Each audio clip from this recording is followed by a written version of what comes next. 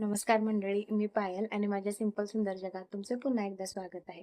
आजचा दिवस माझ्यासाठी खूप खास आहे कारण आज अधिक मासानिमित्त मी, माझे मिस्टर आणि माझी मुलगी माझ्या माहेरी चाललोय. तिथे जावई लेकीचे जेवण आहे आणि विशेष म्हणजे मी माझ्या आईची ओटी पण भरणार आहे. त्यामुळे आजचा दिवस खूप इमोशनल आणि आनंदाने भरलेला आहे आणि तेच मी ह्या ब्लॉगमध्ये दाखवणार आहे. चला तर मग सुरू करूया आजचा ब्लॉग. सकाळपासूनच माझी तयारी सुरू झाली होती. बाळाला तयार करायचं, स्वतःचं आवरायचं. त्यात माहेरी जाण्याचा उत्साह तर वेगळाच असतो. कारण तुम्हालाही माहित असेल, लग्नानंतर माहेरी जाण्याचं सुख काय असतं. लग्नाला काही महिने झालेले असो किंवा कितीतरी वर्ष, माहेरी जाणार त्या दिवसाचा एक स्त्रीचा आनंद कोणी शब्दात सांगू शकणार नाही. आम्ही सगळे तयार होऊन माहेरी जाण्यासाठी निघालो. तसं पाहिलं तर माझं सासर आणि माहेर यामधलं अंतर फक्त अर्धा तासाचं आहे. पण माहेरी निघालो की हा अर्धा तासही केव्हा जातो असं होतं. तुम्ही हे एक्सपिरियन्स केला असेल तर नक्की कमेंट करून सांगा. तिकडे पोचल्यावर मम्मीच्या चेहऱ्यावरचा आनंद पाहून तर खूप भारी वाटलं. मुलगी आणि जावई घरी आल्यावर आईबाबांना किती सुखावतं हे त्या क्षणी पुन्हा जाणवलं. घरात मम्मीने आधीच जेवणाची वगैरे सर्व तयारी करून ठेवलेली. त्यामुळे आम्ही तिथं पोचताच तिच्या नातीबरोबरच्या गप्पा गोष्टी सुरू झाल्या होत्या. यापूर्वी जिथं फक्त माझं लाड, माझं कौतुक व्हायचं, तिथं आता माझ्या मुलीचंही त्यापेक्षा गोड कौतुक होत आहे. हे पाहून खूप भारी वाटलं.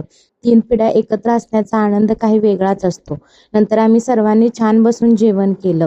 सासरी आपल्याला कितीही पंचपक्वान्न गोडधोड मिळू दे, पण माहेरी आल्यावर आईच्या हातचं साधं जेवण केलं तरी मन लगेच भरून येतं.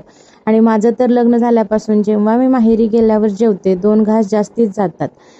जेवण झाल्यानंतर आम्ही अधिक मासाच्या छोट्याशा कार्यक्रमाची सुरुवात केली. अगदी साधं, छोटं पण तिला जमेल तसं मम्मीनं आम्हाला केलेल्या आहेराचे, वाहनाचे छान डेकोरेशन केलं होतं.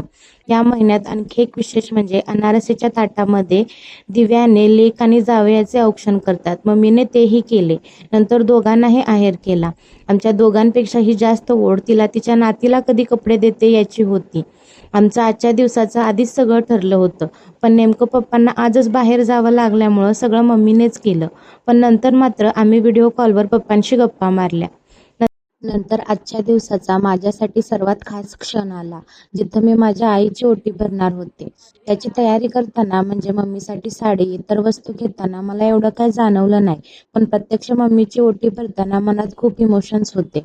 लहानपणापासून मम्मीने माझ्यासाठी किती काही केलं. माझ्या आयुष्याच्या प्रत्येक नव्या वळणावर, माझ्या शिक्षणाच्या प्रत्येक टप्प्यावर, त्यामध्ये आलेल्या प्रत्येक यशापयशामध्ये माझ्या पाठीशी उभी राहिली.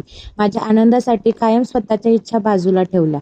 त्यामुळे आज तिची ओटी भरताना मनापासून तिच्यासाठी चांगलं आरोग्य, सुख, समाधान, भरपूर आयुष्य आणि भरभरून आनंद मिळावा अशीच प्रार्थना केली आणि तिचे आशीर्वाद घेतले. यावेळीच्या आईच्या डोळ्यातला आनंद आणि तिचा आशीर्वाद हेच माझ्यासाठी अधिक मासाचं सर्वात मोठं गिफ्ट होतं. पण जशी निघण्याची वेळ येत होती, मन मात्र भरून येत होतं. जाताना पाय तर अजिबात निघत नव्हते. कारण काही दिवसापूर्वी मी आईची मुलगी होते. आज मी स्वतः एका छोट्या मुलीची आई आहे. पण आईसमोर गेल्यावर अजूनही मी तिची तीच लहान मुलगी बनते.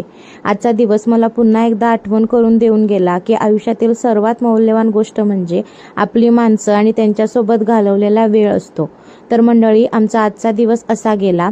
हा व्हिडिओ तुम्हाला आवडला असेल तर नक्की लाईक करा. कमेंटमध्ये सांगा तुम्हीही अधिक मासात आईची ओटी भरली का? आणि अशा साध्या सुंदर मनाला स्पर्श करणाऱ्या क्षणांसाठी चॅनलला सबस्क्राईब करायला विसरू नका. पुन्हा भेटू नवीन ब्लॉगमध्ये. बाय.